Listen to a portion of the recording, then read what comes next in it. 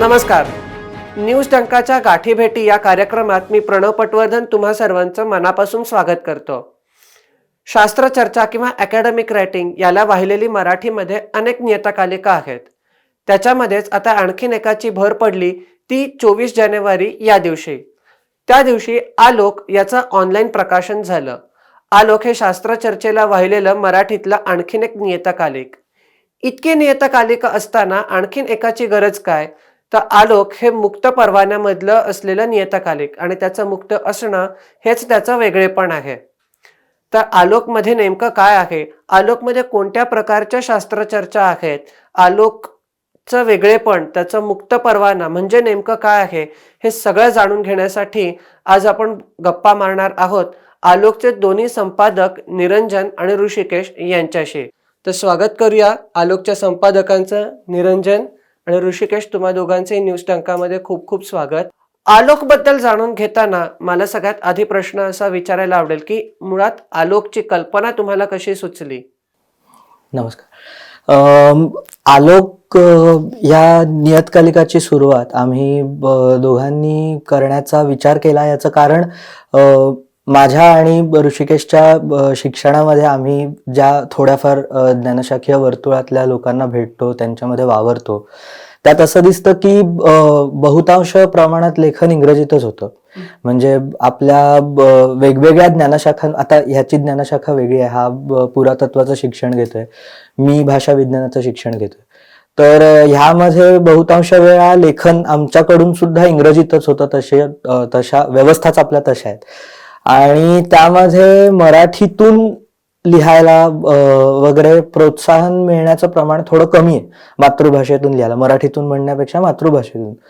तर ह्याला कुठेतरी छेद द्यावा आणि मातृभाषेतून पण आपण जे शिक्षण परकीय भाषेतून घेतो त्याचं थोडंफार शिक्षण किंवा थोडंफार लेखन आपल्या मातृभाषेत व्हावं. आपल्या एखाद्याला म्हणजे भाषा विज्ञान म्हणजे काय हे समजा मराठीतून वाचायचं असेल, एखाद्याला पुरातत्व म्हणजे काय, त्याचं काम कसं होतं, अशा वेगवेगळ्या ज्ञानशाखेतल्या लोकांनी आपापल्या विषयांवर आपल्या मातृभाषेतून लिहावं अशी आम्हाला गरज वाटत होती. आणि बरेच वेळा काय होतं की म्हणजे जे लेखक आहेत किंवा जे अभ्यासक आहेत त्यांना एखादं व्यासपीठ नसतं लिहिण्यासाठी. म्हणजे आम्हाला लिहिण्याची इच्छा आहे पण आम्हाला काही म्हणजे हे कुठे द्यायचं लेखन, काय करायचं असं नसतं. आणि जे प्रकाशक असतात त्यांना वाटतं की कोण लिहिणार, आम्ही सुरू केलं तर.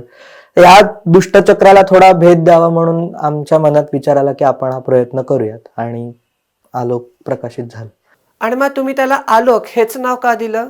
आपल्याकडे संस्कृत साहित्यापासून किंवा मराठी साहित्यातही म्हटल्यापेक्षा आपल्याकडे शास्त्रचर्चेची ही फार पूर्वीपासूनची परंपरा आहे. आणि शास्त्रचर्चेच्या परंपरेसाठी जे काही शास्त्रीय लेखन होतं त्याला काही एक नावं देण्याची पद्धत आहे आपल्याकडे. ध्वन्यालोक असेल किंवा मग आपलं लघु सिद्धांत कौमुदी आहे. तर ह्याच्यात हा जो कौमुदी आलोक हा जो भाग आहे हा खरं तर त्याला ग्रंथनाम म्हणता येतं. म्हणजे संस्कृत मधल्या ग्रंथांना एक ठराविक प्रकारची नावं असायची आणि त्याच्यामध्ये एक उतरंड नाही म्हणता येणार पण म्हणजे जे नवीन शिकणारे लोक आहेत त्यांच्यासाठी जे ग्रंथ लिहिले जायचे त्यांना ठराविक प्रकारची नावं असायची, चंद्रिका, कौमुदी वगैरे वगैरे.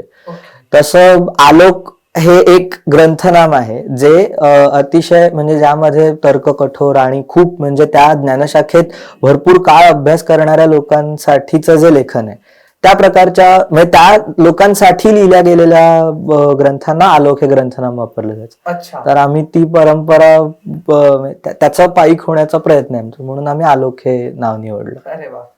एक कल्पना तुमच्या डोक्यामध्ये होती पण ती मूर्त रूपात आणायला लागते. तर त्याच्यासाठी आलोकच्या कामांची सुरुवात कशी झाली आणि तुम्ही त्याला एक मूर्त रूप कसं दिलं? जसं मगाशी निरंजनने सांगितलं त्याचप्रमाणे जे आपल्याकडे दुष्टचक्र आहे की मराठीतून जर ज्ञानशाखीय लेखन झालं तर ते छापणार कोण. आणि जसे संपादकांनाच वाटतं की जर आम्ही, प्रकाशकांना म्हणावं खरं तर, की जर आम्ही ज्ञानशाखीय लेखन छापायला म्हटलं तर आम्हाला ज्ञानशाखीय लेखन लिहून देणार कोण. हे जे दुष्टचक्र मगाशी निरंजनने सांगितलं त्याला छेद देण्यापासून तो जो आमचा विचार सुरू झाला. आणि मुळात विचारच होता की आपल्याकडे हल्लीची जी नवीन पिढी आहे किंवा जी आता आपली समकालीनची पिढी आहे ती ज्ञानशाखीय लेखन ही बहुतांश वेळा इंग्रजीतून करते.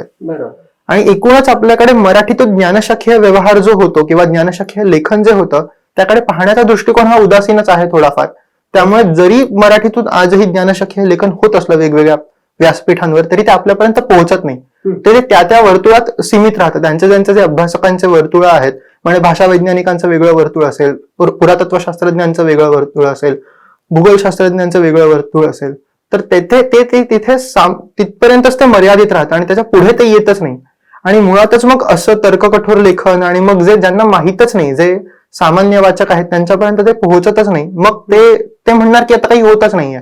जोपर्यंत आपल्यापर्यंत ते लेखन पोहोचत नाही तोपर्यंत आपण ते वाचणारच नाही.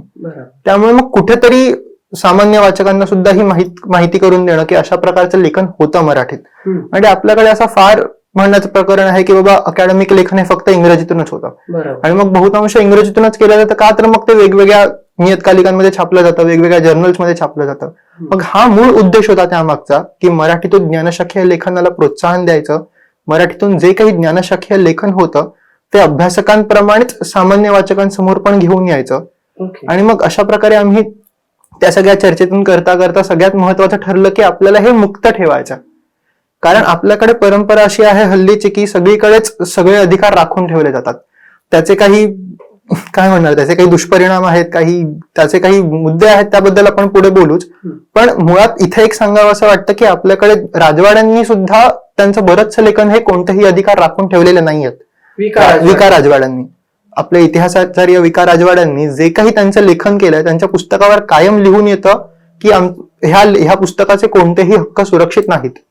म्हणजे मुक्त राखून ठेवले नाहीत. खरं तर म्हणजे मुक्त संस्कृती जी काय असते त्याची जाण पूर्वीही होती, पण नंतर कालावघात ते कसं बदलत गेलं प्रकरण आणि मग त्याचे काय परिणाम होतात किंवा त्याने काय फरक पडतो नाही पडत, मग ह्या सगळ्यावर विचार करता करता आमचं असं ठरलं की आलोक हे नियतकालिक मुक्त ठेवायचं.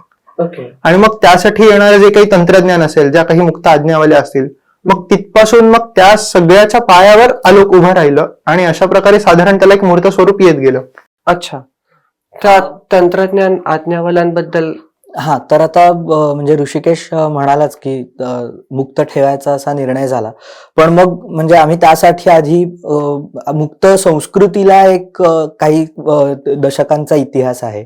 साधारण 30 वर्षांपासून मुक्त सामग्रीची चळवळ भारतात फारशी नाही आपल्याला पाहायला मिळत, पण भारताबाहेर खूप तिचं म्हणजे चालू आहे. ज्ञानशाखीय लेखनात खास करून अनेक नियतकालिक क्रिएटिव्ह कॉमन्सचे परवाने वापरून त्यांचं लेखन आणि त्यांची सगळी प्रकाशनं मुक्त ठेवण्याचा प्रयत्न करतात. तर आम्ही हे सगळे परवाने वाचायला घेतले. म्हणजे मुक्त संस्कृतीची सुरुवात जिथून झाली त्या FSF संस्थेचे GNU परवाने जे आहेत ते वाचायला घेतले. त्यानंतर क्रिएटिव्ह कॉमन्सचे परवाने वाचायला घेतले आणि आम्हाला त्याच्यात निरनिराळ्या अडचणी जाणवल्या. परवाना ही गोष्ट काय आहे मुळात त्याच्याबद्दल आधी थोडं सांगतो. परवाना म्हणजे एखादी सामग्री आहे आणि तिचे प्रतिमुद्राधिकार मला राखून ठेवायचे नाही, तर ते कसं करायचं? आता राजवाड्यांनी त्यांच्या सामग्रीवर जसं ऋषिकेश म्हणालास की सरळ ते लिहायचे की ह्याचे कोणतेही हक्क राखून ठेवलेले नाहीत. हा एक मार्ग झाला. पण मुक्त संस्कृतीची सुरुवात होताना ह्याच प्रकारच्या विचाराला थोडं आणखी म्हणजे एक विशेष त्याला एक औपचारिक पद्धत तयार करण्यात आली. आणि मुक्त कसं ठेवायचं म्हणजे सगळेच हक्क मुक्त करायचे का, की काही हक्क राखून ठेवायचे, काही हक्क राखून ठेवायचे की काही बंधनं घालायची वितरकावर, अशा गोष्टींबाबत बऱ्याच चर्चा झाल्या आणि त्यातून मुक्त सामग्री म्हणजे काय ह्याची एक व्याख्या तयार करण्यात आली. आणि त्यानुसार मग म्हणजे ते सगळं वाचताना आम्ही मग हे सगळे परवाने पाहिले आणि मग त्यातून आधी आम्ही क्रिएटिव्ह कॉमन्सचे परवाने वापरण्याचा विचार केला. क्रिएटिव्ह कॉमन्सचे परवाने खरं तर आपल्याला परिचयाचे म्हणता नाही येणार, पण म्हणजे त्यावर आधारित सामग्री आपण अगदी दैनंदिन जीवनात वापरत असतो, कारण विकिपीडिया संपूर्णपणे क्रिएटिव्ह कॉमन्सचे परवाने वापरतात. संपूर्ण विकिपीडिया ही चळवळच क्रिएटिव्ह कॉमन्सवर आधारित आहे आणि आज ती गुगल इतकीच आपल्या आयुष्याचा भाग झाले. म्हणजे आपल्याला कुठलाही काही माहिती हवी असली की आधी आपण विकिपीडियावर जातो. तर हे क्रिएटिव्ह कॉमन्सच्या परवान्यांनी साधलं जातं. आम्ही आमच्या सामग्रीसाठी एक स्वतंत्र परवाना लिहिला. त्याची कारणं पुढे येतीलच, म्हणजे ते का आम्हाला करावंसं वाटलं वगैरे. पण तेव्हा निर्णय झाला की सगळी सामग्री मुक्त ठेवायची, त्याच्यासाठी एक मुक्त परवाना वापरायचा आणि मग मुक्त आज्ञावल्यांचा वापर करायचा. आज्ञावल्या म्हणजे प्रोग्रामिंग लँग्वेजेस, सॉफ्टवेअर्स. ओके. आपण म्हणजे कुठलंही आता हे आलोक तयार करायचं होतं तर त्यासाठी म्हणजे साधारणतः प्रकाशन विश्वात काय वापरलं जातं तर मग डिझाईन असेल, मायक्रोसॉफ्ट वर्ड असेल, यासारखी साधनं वापरली जातात. आता असं आहे की ही सगळी साधनं प्रोप्रायटरी आहेत. तुम्हाला ह्याचा सोर्स कोड ज्याला म्हणतात तो पाहता येत नाही. ही आज्ञावली काम कसं करते हे पाहण्याचा काही मार्ग नसतो. फक्त आपण एक ते सॉफ्टवेअर विकत घेतो, त्याचं एक लायसन्स आपल्याला मिळतं आणि ते आपण टाकून वापरत असतो आज्ञावली. ही आज्ञावली तुमच्या संगणकावर काय करते ह्याचा पत्ता कधीच वापरकर्त्यांना लागत नाही. तर अशा प्रकारच्या आज्ञावल्यांना प्रतिक्रियात्मक चळवळ सुरू झाली मुक्त सामग्रीमुळे आणि त्यांनी मग स्वतंत्र आज्ञावल्या त्यांच्या तयार केल्या ज्या मुक्त असतात. त्या आज्ञावल्या तुमच्या संगणकावर काय काम करतात, कसं करतात हे सगळं वापरकर्त्याला पाहता येतं. आणि आलोकचं संपूर्ण काम आम्ही फक्त आणि फक्त मुक्त आज्ञावल्या वापरून केलंय. आम्ही एकही प्रोप्रायटरी सॉफ्टवेअर वापरलेलं नाहीये. अच्छा. तर त्या म्हणजे तुम्ही मूर्त रूपाबद्दल प्रश्न विचारलात म्हणून हे सगळे मुद्दे आले की ह्याला मूर्त रूपात आणण्यासाठी आम्हाला मुक्त आज्ञावल्यांचा सर्वात मोठा आधार मिळाला आणि म्हणूनच तंत्रज्ञानाचं म्हणजे काहीही म्हणजे तंत्रज्ञानाचा अनुभव नसताना आमच्यासारख्या दोघांनी 6 महिन्यात आलोकची सामग्री पूर्ण करू शकलो. याचं कारण मुक्त आज्ञावल्यांचा आम्हाला असलेला पाठिंबा हे आहे.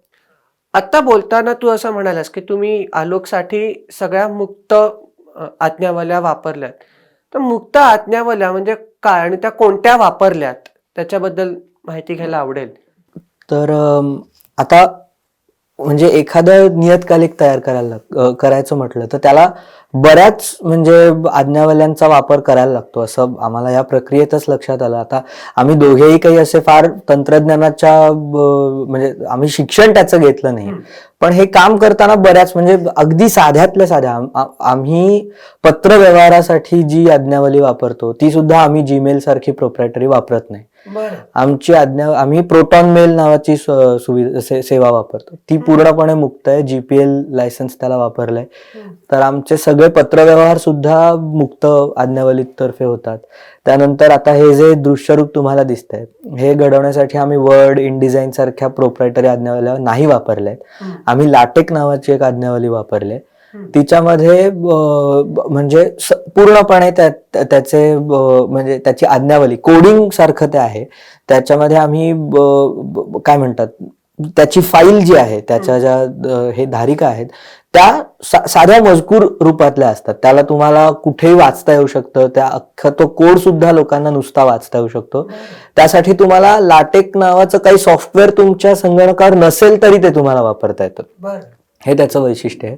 त्यानंतर आम्ही याच्यासाठी जे टंक वापरलेत, जे फॉन्ट्स वापरले ते सगळे मुक्त आहेत. आम्हाला त्यासाठी खास एक टाईप सारख्या संस्थेचे आभार मानावेसे वाटतात. म्हणजे गिरीश दळवी यांनी बनवलेला शोभिका टंक असेल किंवा ह्याच्या मुखपृष्ठावर जो दिसतोय तो गोटू नावाचा टंक आहे किंवा आणखी ह्याच्यात मुक्त नावाचा एक टंक आम्ही वापरलेला आहे. असे सगळे टंक सुद्धा मुक्त आहेत. आम्हाला एका लेखामध्ये एक चिन्ह वापरायचं होतं, भाषा वैज्ञानिक वाद व प्रवाद हा जो लेख आहे ह्याच्यामध्ये एक चिन्ह आम्हाला वापरायचं होतं. त्यासाठी सिम्बोला नावाचा एक फॉन्ट आम्ही वापरला, तो सुद्धा मुक्त आहे. आणि आम्हाला म्हणजे इतका आनंद आहे की आता आलोकची जर आज्ञावली पाहिली कोणी ती पण मुक्त आहे पाहण्यासाठी सगळ्यांना. तर त्यामध्ये आम्ही हे सगळे फॉन्ट्स आम्ही वितरित केलेले आहेत. तर त्याची जी म्हणजे ताकद आहे की तुम्ही या आज्ञावल्या कशाही सोबत वितरित करू शकता, कोणीही वितरित करू शकतो. तर आम्हाला त्याचा प्रत्यक्ष अनुभव आला आलोकची निर्मिती करताना. आम्हाला हे टंक आमच्या सामग्री सोबत वितरित करता आले कारण ते या मुक्त परंपरेतले. त्यामुळे ह्याच्यात कुठलीही म्हणजे आमचं संकेतस्थळ वर्णमुद्राचं वर्डप्रेसवर आहे, वर्डप्रेस मुक्त आज्ञावली. तर ह्याचा कुठल्या अमुक्त परंपरेशी काही संबंधच आला नाही. आम्ही सगळं काम ह्याचं मुक्त ठेवलेलं आहे आणि ते कायमच आम्ही मुक्त आज्ञावल्याच वापरत राहू अशी म्हणजे आमची इच्छा आहे आणि आम्ही नक्कीच त्याच्यासाठी प्रयत्न करू. एकूणच आलोकमध्ये लिहिण्यासाठी तुमच्या लेखकांकडनं काय अपेक्षा आहेत किंवा पूर्ण मराठी अकॅडमियामध्ये या वर्तुळामध्ये तुम्ही आलोकचा रोल हा कुठल्या नजरेने बघता, कुठल्या अँगलने बघता? आलोक च्या लेखकांकडून लिहिण्याच्या अपेक्षांबद्दल आपण बोलायचं म्हणण्यापेक्षा आलोकला नेमकं काय मांडायचं आहे, की ज्ञानशाखीय लेखन नेमकं कशा स्वरूपाचं असावं, त्याबद्दल विचार करताना आम्हाला सगळ्यात महत्वाचा एक मुद्दा लक्षात आला की त्यात तटस्थता ही फार महत्वाची आहे. कारण आपल्याकडे बऱ्याचदा असं होतं की लेखकांच्या भावना त्या विषयावरती बऱ्याचदा प्रभुत्व गाजवतात. जो काही विषय निवडलेला असतो तो जर त्या लेखकाच्या जिव्हाळ्याचा असेल, किंवा जिव्हाळ्याचा म्हणण्यापेक्षा अगदी जर त्याला नावडतीचा असेल, तर त्याच्या भावनांचा, त्याच्या भावनिक जे काही त्याचे संबंध आहेत त्या विषयाशी, त्याचा परिणाम त्याच्या लेखनावर होतो. हे ज्ञानशाखीय लेखनात होता कामा नये. ज्याप्रमाणे हरिश्चंद्र थोरातांनी त्यांच्या पुरस्कारातही म्हटलंय आलोकसाठी, की लेखकाच्या भावनांचा प्रभुत्व त्याच्या लेखनावर नसावं. दुसरी गोष्ट म्हणजे आलोकसाठी जेव्हा ते लेख येतात, ज्ञानशाखीय लेख, त्यात तर्ककठोरता असली पाहिजे, त्याला सिद्धता असली पाहिजे. म्हणजे आपण जे कोणतंही विधान करतो ज्ञानशाखीय लेखनाच्या, ते संशोधन पद्धतींच्या शास्त्राला धरून त्याची मांडणी असली पाहिजे.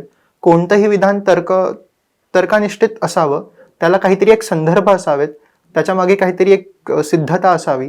आणि जर ते लेखकाचे नियम किंवा ते लेखकाचे ती जी काही मतं आहेत, ती मतं जर तो प्रथमच मांडत असेल त्या लेखात, ती संपूर्णपणे नवीन असतील, तर अशी मतं मांडताना त्याने ते संशोधन पद्धतीच्या मांडणीनुसार ती मांडावी, त्याला ती त्याप्रमाणे सिद्धता द्यावी, त्याला तो आधार द्यावा.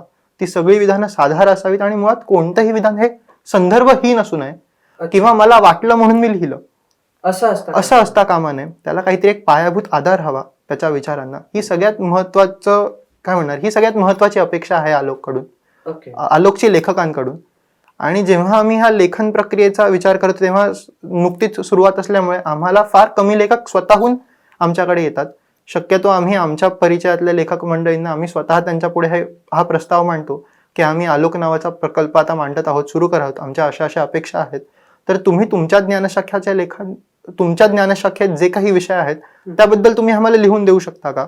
मग त्यानंतर त्यांना जर ते पटलं, त्यांना जर लिहिण्याची इच्छा असली, तर मग आम्ही त्यांच्याकडून त्यांना एक ठराविक वेळ ठरवून दोघांच्याही सोयीनुसार, लेखकांच्या आणि संपादकांच्या, आम्ही त्यांच्याकडून सारांश मागून घेतो, त्या लेखाची रूपरेषा मागून घेतो, ते काय मुद्दे मांडणार आहेत, त्यांना नेमकं काय म्हणायचं आहे.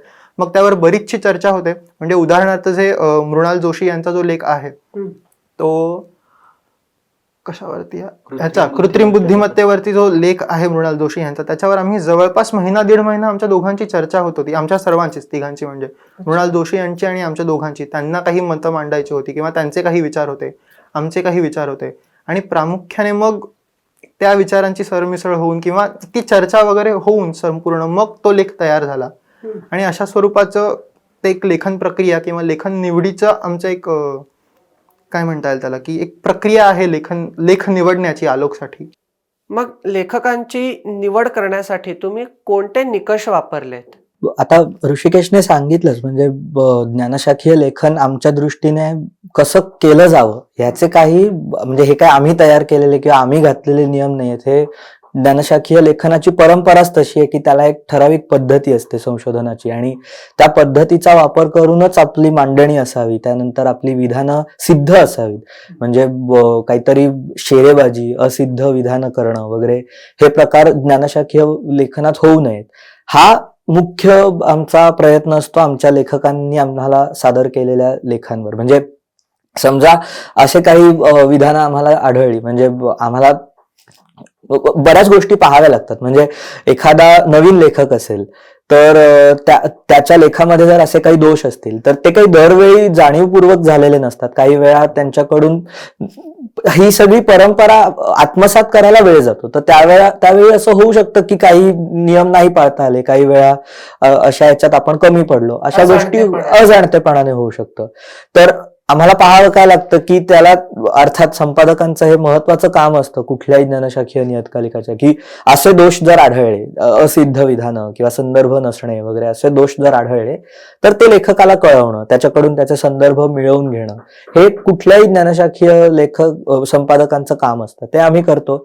आणि असं जाणवलं की ह्या लेखाला म्हणजे त्या म्हणजे पातळीवर नेऊन ठेवण्यासाठी जर तितका वेळ पुरणार नसेल प्रकाशनापूर्वी, तर मग आता ह्या पुष्पाच्या वेळी सुद्धा आम्हाला काही लेखांना म्हणजे दुर्दैवाने नाही म्हणावं लागलं, किंवा ह्याच्या पुढच्या पुष्पात आपण त्यांचा विचार करू असं करावं लागलं. कारण त्याला त्या पद्धतीने मांडल्याशिवाय त्याला ज्ञानशाखीय लेखन म्हणणंच गैर आहे. त्यामुळे आम्ही ती काळजी शक्यतो घेण्याचा प्रयत्न करतो की सगळ्या शिस्तीसह ते लेखन व्हावं आणि अशा प्रकारे म्हणजे ज्या ज्ञानशाखेत चालत नाहीत त्या गोष्टी शक्यतो आलोकमध्ये होऊ नये आम्ही याचा पूर्ण प्रयत्न करतो. त्याच्याकरता तुम्हाला ज्ञानशाखीय लेखनाचा आधी सविस्तर माहिती काढून घेणं आवश्यक झालं असेल. कुठल्या परंपरा, नक्कीच. आणि माझ्या मते खरं तर आपल्या शिक्षण व्यवस्थेत पण आपल्याला तेच शिकवलं जातं खरं तर. म्हणजे जर विद्यार्थ्यांनी नीट त्यांच्या बॅचलर्स आणि मास्टर्सच्या काळात जर व्यवस्थित नेमून दिलेली कामं मनापासून केली तर त्याच्यामध्ये कायमच संशोधनाची पद्धती हा एक महत्वाचा भाग असतो. आता तो बरेच वेळा असं होतं की आपण कुठल्या विभागात आहोत, कुठल्या महाविद्यालयात आहोत, त्यानुसार मग प्राध्यापकांकडून घेतली जाणारी मेहनत ह्या सगळ्याच गोष्टींचा परिणाम होतो. आम्हाला सुदैवाने चांगले प्राध्यापक, चांगले विभाग लाभले आणि त्यामुळे आम्हाला ती एक शिस्त आमच्या शिक्षणाच्या काळातच लागत होती आणि म्हणून मग आम्ही ठरवलं की आपण सुद्धा जे काही काम करू प्रकाशनाच्या बाबतीत त्याला ह्याच प्रकारे ह्याच निकषांसह करायचं. अर्थात आमच्याही कामात दोष असू शकतात आणि आमची इच्छा आहे की लोकांनी जरूर ते आम्हाला कळवावेत. पण आम्ही याबाबत म्हणजे काटेकोर आहोत की शक्य तितकी विधानं, शक्य तितकी मांडणी तर्कशुद्ध असावी. आणि ते शिक्षण माझ्या मते आम्हाला कदाचित ऋषिकेश मान्य करेल की आमच्या शिक्षण परंपरेतूनच मिळालं. आणि म्हणजे सुदैवाने आम्हाला चांगले प्राध्यापक लाभले, आम्हाला त्याची माहिती झाली. कोणाच्या दुर्दैवाने किंवा दुर्दैवाने न म्हणण्यापेक्षा त्यांना इच्छा असेल पण त्यांना तशी माहिती नसेल की ज्ञानशाखे हे लेखन नेमकं कशाला म्हणावं, ती संशोधन पद्धतीशास्त्र कसं शिकून घ्यावं, तर त्या स्वरूपाची काही माहितीपर पुस्तिकाही आहेत आपल्याकडे. आणि अगदी मराठीत म्हणायचं तर सगं मालशांचं संशोधन पद्धती नावाची अगदी छोटीशी पुस्तिका आहे, 100-120 पानांची वगैरे असेल. त्यांनी सविस्तर त्यात म्हटलंय, त्यांनी त्यांचं मत मांडलंय की ज्ञानशाखे हे लेखन कसं असावं, संशोधन पद्धतीशास्त्राला धरून कसं लिहावं. तर लेखक किंवा विद्यार्थी अशी ही पुस्तकं संदर्भासाठी वापरू शकतात. अच्छा. बोलताना मगाशी निरंजन तू असा उल्लेख केलास की मुक्त परवाना आणि त्याबाबत, तर मुळात मुक्त परवाना हा काय असतो आणि मराठीतलं हे पहिलं मुक्त परवाना असलेलं पहिलं मुक्त नियतकालिक आहे, तर त्याबद्दल दोन्ही बद्दल, एक तर परवाना म्हणजे काय आणि हे पहिलंच कसं काय, म्हणजे की एवढी जुनी चळवळ आहे तर हे पहिलं कसं काय, तर त्या दोन्ही बद्दल आम्हाला जाणून घ्यायला आवडेल. मुक्त परवाना ह्याबाबत आपण आत्ता ह्याच्या पूर्वीच्या प्रश्नांमध्येही बोललोच. ते मुळात एक विधान असतं की सामग्रीची निर्मिती ज्याने केली आहे किंवा जिने केली आहे ती व्यक्ती असं ठरवते की ह्या सामग्रीची पुनर्निर्मिती किंवा प्रतिमुद्रण म्हणजे काय, आता उदाहरणार्थ हा अंक आहे आलोकचा, तर ह्या समजा याची छायाप्रत मी काढली, मी याची झेरॉक्स काढली आणि तर ते त्याचं एका प्रकारे प्रतिमुद्रण झालं, कारण मी आलोकचाच आणखी एक अंक बनवला किंवा प्रकाशकांनी आमच्या ह्याच्या आणखी प्रती बनवल्या आणि वितरित केल्या, तर ते त्याचं प्रतिमुद्रण झालं. आता जेव्हा आपल्या पुस्तकांवर असं लिहिलं जातं की सर्व हक्क सुरक्षित किंवा ह्याचं कुठल्याही स्वरूपात पुनर्मुद्रण किंवा वितरण म्हणजे निषिद्ध आहे किंवा ह्याचे हक्क सुरक्षित आहेत, हे करण्यास मनाई आहे, तर त्याचा अर्थ असा असतो की प्रकाशक आणि त्याचे प्रतिमुद्राधिकार धारक, कॉपीराईट होल्डर्स असं सांगतात की ह्या पुस्तकाची जर पुनर्निर्मिती करायची असेल तर ती आम्हीच करणार, ती इतर कोणी करायची नाही. खरं तर आपण पुस्तकाच्या छायाप्रती सर्रास काढतो ते सुद्धा गैर आहे, ते सुद्धा म्हणजे तो गुन्हा आहे खरं तर.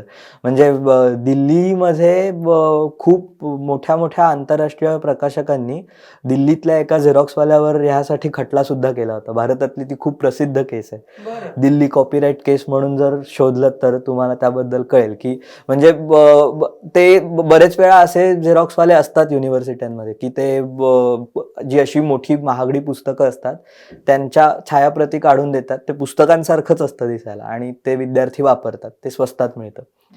तर अशी ती कॉपीराईटची केस झाली होती आणि ह्या सगळ्याचं कारण हे असतं की त्याचं वितरण आणि त्याचं प्रतिमुद्रण हे राखून ठेवलं गेलं असतं प्रकाशकांकडून आणि कॉपीराईट होल्डर्सकडून. मुक्त परवाना म्हणताना त्याच्यात 4 महत्वाच्या अटी असतात.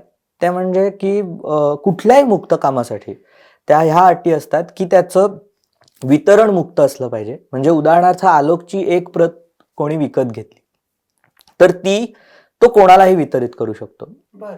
त्याला आम्ही अडवू नाही शकत. आणि म्हणजे आम्ही म्हणण्यापेक्षा कुठल्याही मुक्त कामाचा प्रतिमुद्राधिकार धारक त्याला अडवू शकत नाही. त्याचं प्रतिमुद्रण मुक्त असतं. अशा प्रकारे त्या प्रती, त्यांच्या छायाप्रती करणं, किंवा आता आलोकची आज्ञावली पण संपूर्ण मुक्त आहे. तर एखाद्याने त्याच्या संगणकावर आलोकची धारिका बनवली आणि ती वितरित केली, तर ते आम्ही त्याला अडवू शकत नाही आणि आम्ही त्याला परवानगी देतो. म्हणजे आलोकच्या दुसऱ्या की तिसऱ्या पानावर जी प्रकाशन माहिती आहे त्याच्यात एक विधान आहे आणि त्यात आम्ही दिलेलं आहे की हे प्रतिमुद्रण करायला आमची कोणतीही हरकत नाही, आम्ही त्याला परवानगी देतो. तर आणि त्याशिवाय मुक्त कामांच्या आणखी 2 अटी अशा असतात की त्याचं व्यावसायिक वितरण. म्हणजे आलोकचा हा अंक ज्या व्यक्तीकडे आहे, ही प्रत ज्याच्याकडे आहे, तो ती विकू सुद्धा शकतो. ओके. आणि कुठलंही काम जर मुक्त संस्कृतीच्या निकषांप्रमाणे मुक्त ठेवायचं असेल तर त्यात ही महत्वाची अट आहे की त्याच्या व्यावसायिक वितरणास परवानगी असली पाहिजे. अच्छा. त्यामुळे छायाप्रती काढून विकणं किंवा नुसती माझ्याकडे असलेली प्रत आणखी कोणाला तरी विकणं, ह्याला आम्ही परवानगी देतो. आणि मुक्त संस्कृतीचा हा नियम आहे की त्याच्यामध्ये कुठल्याही मुक्त कामाची परवानगी असली पाहिजे. आणखी एक त्याच्यात अट अशी असते, पण ती अट थोडी म्हणजे त्याच्यात आणखी काही तांत्रिक गोष्टी आहेत, त्याच्यात बदल करण्याचंही स्वातंत्र्य असलं पाहिजे. म्हणजे उदाहरणार्थ आलोकची आता आज्ञावली मुक्त आहे तर ती कोणीही पाहू शकतं, त्याच्यात बदल सुद्धा करू शकतं. फक्त अशा प्रकारचा बदल केला त्याला म्हणजे काहीतरी एखाद्या प्रकरणात किंवा एखाद्या कुठल्या तरी सामग्रीमध्ये बदल केला आणि ती वितरित करायची असेल तर मग त्याचे प्रतिमुद्राधिकार बदलतात. मग ती नवीन सामग्री तयार होते, ती आलोक ह्या नावाखाली वितरित होऊ शकत नाही.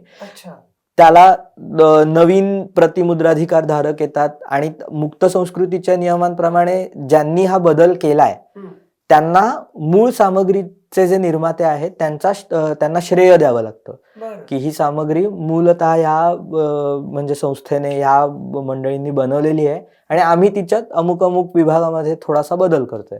आणि आता आणि इथे पुन्हा आणखी 2 फाटे फुटतात मुक्त संस्कृतीमध्ये. हे परवान्याबाबतचे तपशील आहेत.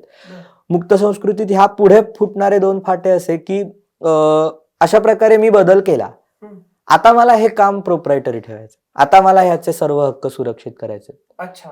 तर काही परवाने असे आहेत जे ह्याची परवानगी देतात. आणि म्हणजे क्रिएटिव्ह कॉमन्सचा जर त्याला CC BY असं त्याचं संक्षेप त्याचा असा आहे, म्हणजे त्याला फक्त श्रेय निर्देशाची अट असते की हे काम पूर्वी कोणी केलं एवढंच सांगणं, हीच त्याची अट आहे. आणि बाकी मग तुम्ही त्याचं वितरण पुन्हा अमुक्त करू शकता. काही परवाने ह्याची म्हणजे परवानगी देत नाहीत. विकिपीडिया या संस्थेने जो परवाना वापरलाय तो क्रिएटिव्ह कॉमन्सचा CC BY SA म्हणजे ॲट्रिब्युशन शेअर अलाइक हे त्या परवान्याचं नाव आहे. आणि त्यामध्ये अशी अट असते की म्हणजे जर तुम्ही मुक्त सामग्रीवर आधारित सामग्री आहे आणि तिच्यात तुम्ही थोडा बदल केलात, विकिपीडियावर सगळ्यांना बदल करता येतात, माहितीच आहे आपल्याला, तर अशा प्रकारे जर तुम्ही त्यात बदल केलात तर ती सामग्री तुम्हाला सक्तीने मुक्तच ठेवायला लागते. जर ती अमुक्त केली गेली तर मग ते बेकायदेशीर असतं. त्या परवान्याच्या विधानातच तसं लिहिलेलं आहे. आणि FSF चे जे परवाने आहेत, म्हणजे ज्या संस्थेपासून ह्या सगळ्या संस्कृतीला सुरुवात झाली, त्यांचे परवाने सुद्धा असेच आहेत. त्यांच्या परवान्यांचा वापर केला तरी त्या सामग्रीवर आधारित जर दुसरी सामग्री असेल तर ती अमुक्त करता येत नाही, ती मुक्तच ठेवायला लागते. अच्छा. हा. आणि त्यामुळे मग इथे हे 2 फाटे फुटतात मुक्त संस्कृतीमध्ये की मग तुमच्या सामग्रीवर आधारित सामग्री मुक्त असली पाहिजे की अमुक्त, म्हणजे तुम्ही त्याबद्दल काही बोलत नाही, अशा प्रकारचे 2 परवाने. तर आम्ही जो परवाना वापरलाय तो, आणि ह्या प्रकारच्या म्हणजे जे FSF संस्थेचे आणि क्रिएटिव्ह कॉमन्स शेअर अलाइकचे परवाने आहेत, त्या परवान्यांना कॉपी लेफ्ट असं म्हटलं जातं. त्याला म्हणजे तो लेफ्ट राईटचा सगळा संदर्भ सुद्धा आहे. आणि त्याच्यामध्ये हे कॉपी लेफ्ट परवान्यांमधलाच आमचा एक परवाना आहे आलोकसाठी वापरलेला सुद्धा. तर हे आमच्या परवान्याबाबत झालं. इतक्या मुक्त परवाने असताना तुम्ही स्वतःचा वेगळा परवाना का लिहिलात आणि मुळात तुम्हाला आपण मुक्त परवाना किंवा आपण मुक्त ठेवावं असं का वाटलं, हे तुम्ही का निवडलं? यातल्या पहिल्या प्रश्नाचं उत्तर असं आहे की म्हणजे आत्ता अस्तित्वात असलेले कॉपी लेफ्ट परवाने जर पाहिले तर त्याच्यात काही म्हणजे आम्हाला अडचणी जाणवल्या. आपण FSFच्या परवान्यांपासून सुरुवात करू. FSFचे 2 परवाने आहेत.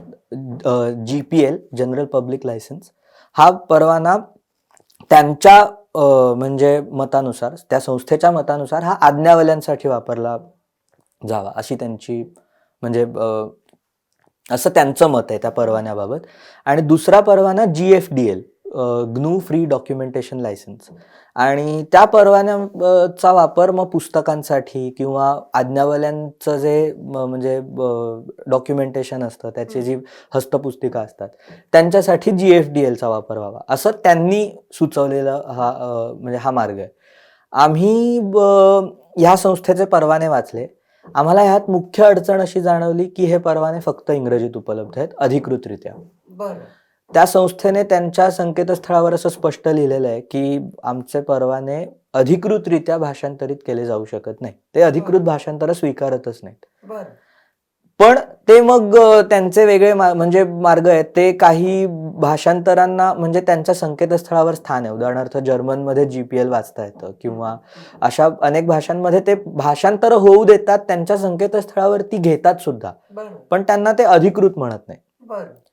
आणि त्यामुळे मग आम्हाला ते म्हणजे जर आता सगळं काम आम्ही मराठीतून करतोय, आम्ही ते म्हणजे इंग्रजीत चालणारे जे प्रवाह आहेत वेगवेगळे तेच आम्हाला मराठीत आणायचे, तर मग आम्ही परवाना इंग्रजीतून. आणि बरं त्यांच्या म्हणजे खूप म्हणजे महत्वाच्या कारणांसाठी त्यांच्या काही अशा अटी आहेत. उदाहरणार्थ जर तुम्हाला GPL वापरायचं असेल किंवा GFDL वापरायचं असेल तर त्या परवान्याचा संपूर्ण 7-8 पानी मसुदा तुमच्या सामग्रीसोबत वितरित करायला लागतो.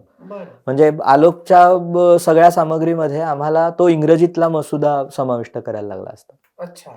अशा त्यांच्या अनेक अटी आहेत. आणि त्या म्हणजे हे सगळं जर आम्ही त्यांनी म्हणजे घालून दिलेल्या नियमांप्रमाणे, आता मराठीमध्ये एक मुक्त प्रकाशन आधीच झालेलं आहे. ते पुस्तक आहे, नियतकालिक नाहीये ते. आणि ते FSF संस्थेचे संस्थापक रिचर्ड स्टॉलमन यांचं चरित्र आहे, फुकट नवे मुक्त. तर त्या पुस्तकासाठी त्यांनी GFDL हा परवाना वापरलाय, पण तो मराठीतून वापरलाय. त्या परवान्याचं भाषांतर त्यांनी पुस्तकाच्या शेवटी जोडलंय, ते मराठीतून आहे, पण संस्थेच्या नियमांप्रमाणे त्याचं अधिकृत भाषांतर होऊ शकत नाही.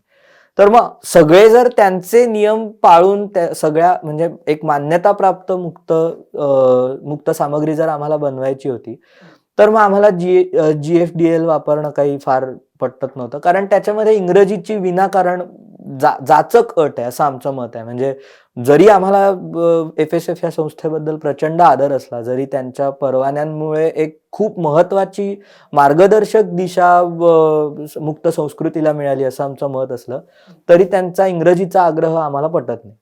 आणि त्यामुळे आम्हाला मराठीतून हे सगळं करायचं होतं. आता GFDL GPL वापरायचं नाही तर मग दुसरा पर्याय उरतो क्रिएटिव्ह कॉमन्सचा. आणि क्रिएटिव्ह कॉमन्स ही संस्था त्या तुलनेत भाषिक बाबतीत उदार आहे. ते लोक त्यांची अधिकृत भाषांतर स्वीकारतात. त्यांची एक मोठी प्रक्रिया आहे. म्हणजे तुम्हाला आधी एक कच्चा खरडा त्यांना सादर करायला लागतो, मग तो खरडा त्यांच्या संकेतस्थळावर ठेवतात काही काळासाठी. तिथे येऊन तुमच्या त्या भाषेच्या लोकांनी तो वाचून त्यांना म्हणजे तिथे चर्चा होतात आणि मग त्याचं अधिकृत भाषांतर स्वीकारलं जातं. भारतातल्या एकाच भाषेचं अधिकृत भाषांतर क्रिएटिव्ह कॉमन्सच्या संकेतस्थळावर आहे. ती भाषा बांगला आहे. आता हे भाषांतर भारतीयांनी केलंय की बांगलादेशी मंडळींनी केलंय हे माहित नाही, पण इतर कुठल्याही भारतीय भाषिक समाजाला असं वाटलं नाही की आपण क्रिएटिव्ह कॉमन्समध्ये अधिकृतरित्या आपली भाषांतर द्यावी. दुर्दैवाने मराठीसाठी आम्ही प्रयत्न करणार आहोत, पण अजून तरी काहीही अधिकृतरित्या उपलब्ध नाही. त्यांची एक मोठी प्रक्रिया आहे. आता भाषेची जी अडचण आम्हाला GFDL मध्ये जाणवली ती खरं तर क्रिएटिव्ह कॉमन्स मध्ये नव्हती, त्यामुळे आम्ही तिथे थोडं विचार करू शकलो असतो. पण क्रिएटिव्ह कॉमन्सच्या परवान्यांमध्ये आणखी काही अडचणी आम्हाला जाणवल्या. उदाहरणार्थ तो परवाना सर्जनशील सामग्रीसाठी आहे, पण त्या परवान्यामध्ये म्हणजे दुर्दैवाने आज्ञावलीचा काही विचारच नाही, जो GFDL मध्ये प्रचंड प्रमाणात आहे. GFDL मध्ये तुम्ही तुमची सामग्री तयार कशी करता ती तुम्ही मुक्त आज्ञावल्या वापरूनच करायला पाहिजे. आणि त्याचं परिवर्तित रूप जे आहे ते सुद्धा मुक्त आज्ञावल्यांमध्येच असलं पाहिजे, अशी अटच GFDL ची आहे. ते ह्या बाबतीत प्रचंड कर्मठ आहेत आणि ती कर्मठता थोडी आवश्यक आहे असं आमचंही मत आहे. पण दुर्दैवाने क्रिएटिव्ह कॉमन्स मध्ये याबाबत काहीच नाही. ते म्हणजे त्या तुलनेत फारच म्हणजे आम्ही काही त्याबद्दल बोलतच नाही, म्हणजे ते त्याबद्दल काही अटीच घालत नाही. आणि ह्याचा थोडा म्हणजे आम्हाला धोका जाणवतो, कारण आम्ही ज्या प्रकारे मुक्त आज्ञावल्यांचा वापर करून आलोकचं सगळं काम केलंय, तर आम्हाला असं वाटत नाही की मग ते काम पुन्हा अमुक्त आज्ञावल्यांकडे जावं, प्रोप्रायटरी सॉफ्टवेअर्सकडे जावं आणि मग म्हणजे जेव्हा ह्याची परिवर्तित रूप लोक करतील, आमची इच्छा आहे लोकांनी करावी, पण मग त्याच्यासाठी अमुक्त आज्ञावल्यांचा वापर करावा अशी आमची अजिबात इच्छा नाही. त्यामुळे आम्ही ज्या प्रमाणात आम्ही मुक्त सामग्रीचा आणि ह्याचा प्रसार व्हावा अशी इच्छा बाळगतो, त्याचप्रमाणे ह्यासाठी आम्हाला अतिशय उपयुक्त ठरलेल्या आणि खूप ज्यांनी आम्हाला सहकार्य केलं त्या मुक्त संस्कृतीचाही प्रसार आम्हाला करायचा आहे आणि त्यामुळे मुक्त आज्ञावल्या वापरूनच ते व्हायला हवं. म्हणून आम्हाला क्रिएटिव्ह कॉमन्सला सुद्धा नकार द्यावा लागला आणि मग आम्ही ठरवलं की मग आपण स्वतःचाच परवाना लिहायचा. आणि म्हणून मराठीतला पहिला मुक्त आणि त्याला आम्ही नित्यमुक्त असं नाव दिलंय. याचं कारण क्रिएटिव्ह कॉमन्स प्रमाणे आमची कुठलीच सामग्री कधीच अमुक्त आज्ञावल्यांकडे जाणार नाही, कुठल्याही अमुक्त माध्यमाकडेच जाणार नाही. त्यामुळे अशा परवान्यांना आम्ही नित्यमुक्त असं नाव दिलंय. हा काही आमचा पहिलाच परवाना नाहीये, FSF चे सगळे परवाने नित्यमुक्त आहेत. त्यांच्यात माध्यमाची अटच असते, कारण ती चळवळच मुळात आज्ञावलीय विश्वातून सुरू झालेली आहे, तर तिथे तुम्हाला ती अट असते आणि त्यामुळे आम्ही नित्यमुक्त असं नाव दिलंय. आणि तू जसं म्हणालास मगाशी की मग मुक्त परवाने का निवडावे, कारण ही जी मुक्ततेची संस्कृती आहे, ही जी मुक्ततेची चळवळ आहे, ती जेव्हा प्रकाशन व्यवसायात येईल तेव्हा त्याने प्रकाशन व्यवसायात बरेच बदल घडून येणार आहेत असं आम्हाला वाटतं. कारण का आता आपल्याकडे जे सुरू आहे ते अनायसे बऱ्याचदा आपण काय म्हणतो त्याला की अनौपचारिकरित्या म्हणावं, किंवा तो जसं मगाशी निरंजन म्हणला की कुठल्याही ह्याची सामग्रीची छायाप्रत तयार करणं किंवा पुस्तकाचं साधारण सोप्या भाषेत झेरॉक्सही काढणं हे इल्लिगलच आहे आणि तेही आपण सर्रास करत आहोत. मग जिथे आपल्याला अधिकृतरित्या ती करण्याची सोय आहे ती आपण का निवडू नये?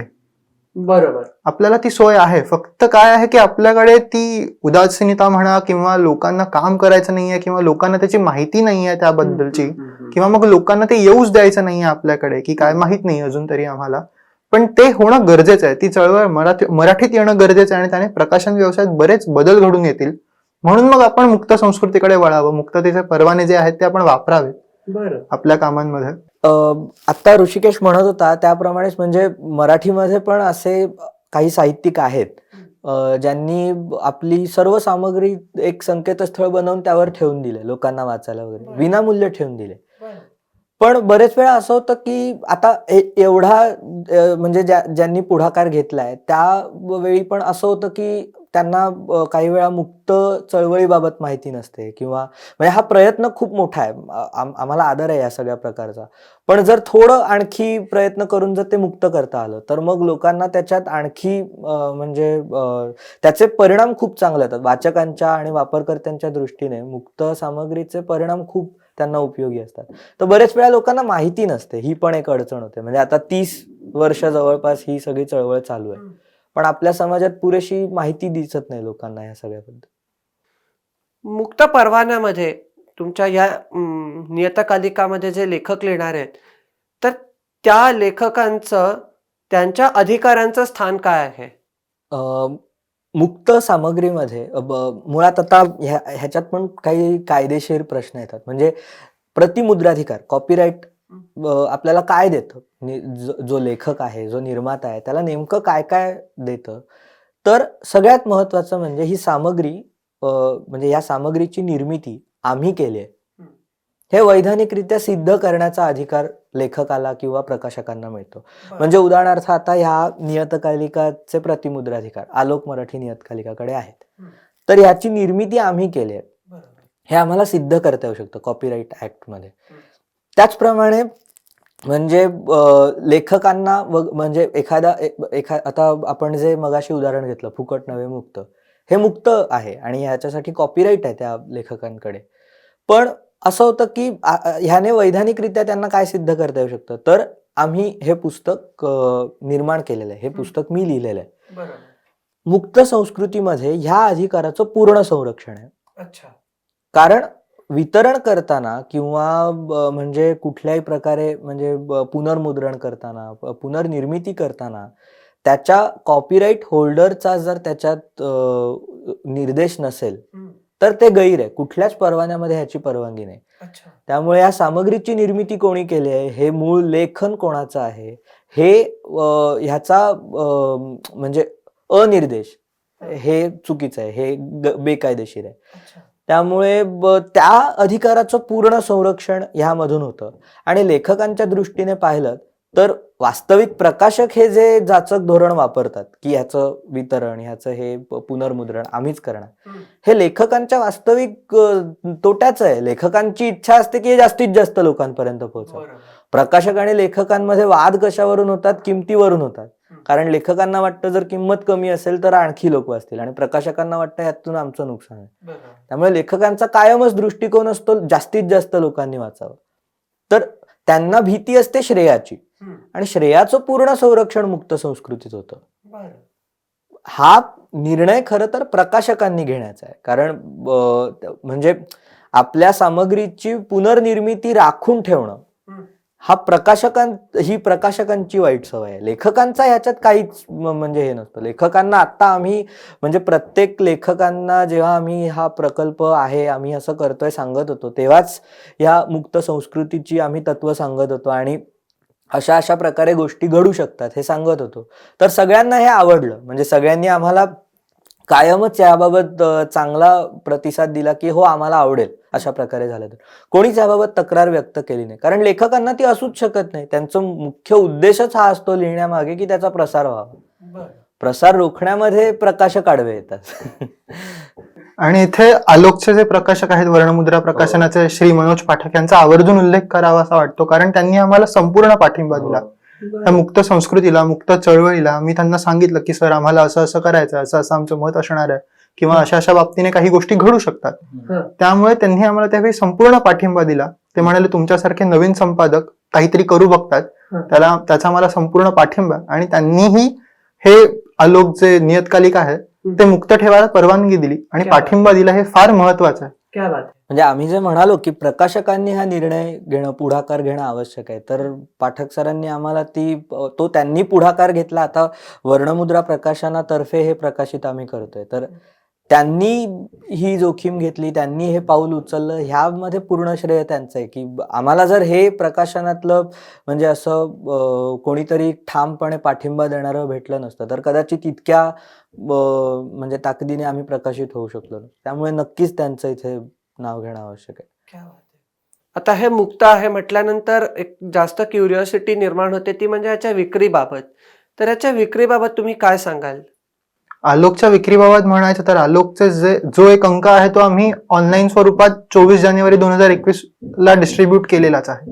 तो वर्णमुद्रा प्रकाशनाच्या संकेतस्थळावर कायमच विनामूल्य उपलब्ध राहणार आहे. ज्यांना तो वाचायचा असेल ते तो डाउनलोड करून घेऊ शकतात तिथून आणि ते वाचू शकतात. आणि त्याची जी आता मुद्रित प्रत जी आपल्याला समोर दिसते ही खरं तर एक नमुना प्रत आहे. याच्याबद्दल चर्चा सुरू आहेत, छापखान्यांशी बोलणं सुरू आहे. ते कशा स्वरूपात छापलं जाईल, काय त्याला आपण त्याचं डिझायनिंग कसं असेल, काय त्याची प्रक्रिया असेल, तर त्याची मुद्रित प्रत सध्या त्या प्रक्रियेत आहे आणि ती लवकरात लवकर उपलब्ध होईल वाचकांसाठी, असा आमचा प्रयत्न राहणार आहे. अच्छा. नाही, येत्या महिन्याभरात तरी आमचा प्रयत्न आहे की वाचकांपर्यंत मुद्रित प्रत सुद्धा यावी. पण मुद्रित प्रत मात्र मग त्याला आम्ही एक स्वागत मूल्य आकारू, जेणेकरून म्हणजे आता प्रकाशक जो त्यासाठी खर्च करतील, वितरणासाठी जो येईल तो किमान त्यातून व्हावा, ह्यासाठी आम्ही एक स्वागत मूल्य त्याला आकारू. पण आणि सामग्री म्हणजे त्याच्यातलं जे ज्ञान आहे ते कायमच आम्हाला मुक्त आणि त्याला कुठे बाधा येऊ नये म्हणून आम्ही तो विनामूल्य संकेतस्थळावर ठेवणारच आहोत. ते आम्ही म्हणजे मुद्रित प्रत आली तरी तिथून ती सामग्री जाणार नाही याचं आम्ही आश्वासन देतो. निरंजन आणि ऋषिकेश, तुम्ही दोघंही आज आमच्या इथे आलात आणि आम्हाला आलोक बद्दल माहिती दिलीत. आलोकमध्ये कुठल्या प्रकारच्या ज्ञानशाखांची चर्चा होणार आहे ते सांगितलं. लिखाण कसं असणार आहे तेही सांगितलं. लेखकांकडच्या अपेक्षा आम्हाला सांगितल्यात. आणि सगळ्यात विशेष म्हणजे जी आपल्याकडे प्रसिद्ध नसलेली गोष्ट आहे ती म्हणजे मुक्त परवाना. त्या मुक्त परवान्याची आम्हाला माहिती दिली, त्यातल्या खाचा खोचा आम्हाला समजावून सांगितल्यात. ती गोष्ट नेमकी काय आहे, कशी आहे, हे देखील आम्हाला उलगडून सांगितलं. त्याच्याबद्दल तुमचे खूप खूप आभार. आणि आलोकसाठी आणि विशेषतः तुम्हाला जी गोष्ट करायची आहे, मुक्त चळवळ भारतात आणण्याची, मातृभाषेमध्ये आणण्याची, त्याच्यासाठी न्यूज डंकाकडून तुम्हाला खूप खूप शुभेच्छा. आज आपण इथे आलात, आम्हाला जी माहिती दिलीत, आमच्याशी मनमोकळ्या गप्पा मारल्यात, त्याच्याबद्दल तुम्हा दोघांचे टीम न्यूज डंकाकडून मनपूर्वक आभार. खूप खूप धन्यवाद.